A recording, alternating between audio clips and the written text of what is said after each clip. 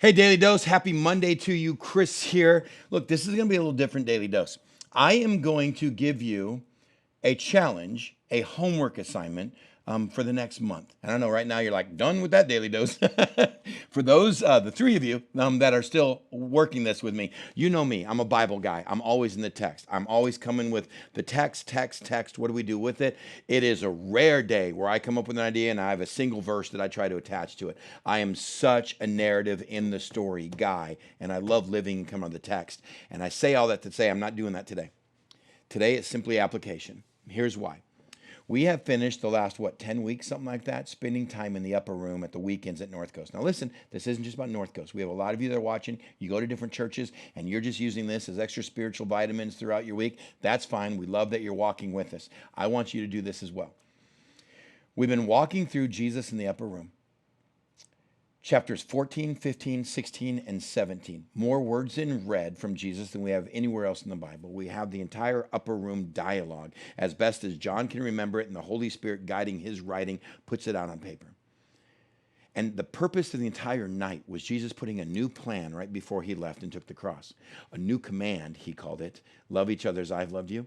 By this, everyone will know you're my disciples. And then he kept doubling down on it. He said why the Holy Spirit's going to be in our life to teach us how to love, to produce that type of love, that we're not the ones doing it. All we have to do is remain. And then he ended that night with a prayer.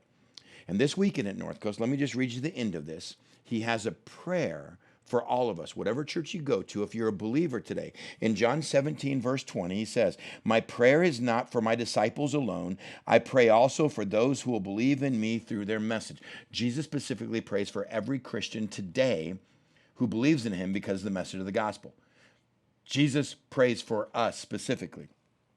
That all of them may be one, Father, just as you are in me and I am in you, may they also be in us, so that the world may believe that you have sent me. And he's going to say the same thing 3 different times in the next 6 verses. His final prayer that last night in the upper room was, may they learn to be one, may they learn to be one, may they learn to be one, so that the world can see that you sent me. People, this is going to tie in through the rest of the New Testament. This is why Jesus says we're called to be salt, or we're called to be light. We are God's plan A for reaching the next generation, and the current one, there is no plan B. So here's my challenge to you. Whatever church you go to, may we make a commitment. God, every single day I'm there, whatever service I'm at, let me find someone to love. Not your friends, not those familiar faces that you see all the time. Let me find a new face, a new family to truly love. Not just be nice to, but to find a way to love, to encourage, to find out about, to welcome. Let me find a way. They're there because someone invited them or the Spirit's been nudging them. It's only the 2 reasons people come to church. Someone invited them or the Spirit's nudging them. What does the Spirit hope to find in church? Exactly what Jesus has been teaching the entire time. A group of people that love everyone as Christ loved us. I think we get into habits of just coming to church. We park in the same side of the parking lot. We walk and drop our kids off the same way. We sit in the same side of the auditorium. We know the people we know. We hope it's a good worship set. We hope our favorite person is teaching. And then we go back home and we're ecstatic and we're happy. And for those of you like me that have been doing that for quite a long time, let's change that up. Let's park in a different spot. Let's sit in a different spot. Oh, I don't think I could pay attention in church if I sit. For the sake of the gospel and loving someone else, let's move away from the faces that we know and we're comfortable with. Let's find people that are walking in the plaza and they don't know where to go. Find people that are looking around as if they're new. Find people that may be by themselves. And find people, I'm not trying to judge, that look like they don't fit in. I'm not saying how they look like they don't fit in. It's people that aren't with the group. It's easy for us to go, oh man, I love God and I just love everyone.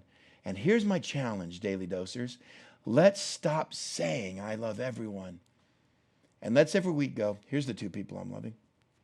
Here's the 2 people that I met that I'm loving. Here's the 2 people. And here's what I'm going to be looking for next week. It's easy to say I love everyone. May we take what we've been learning and really apply it to church. May we truly be part of the body that's looking for God. If someone invited them or if your Spirit pulled them, use me to be an encouragement and an instrument of love, not just to get the same seat I sit in every week. That is my challenge for the next 2 months.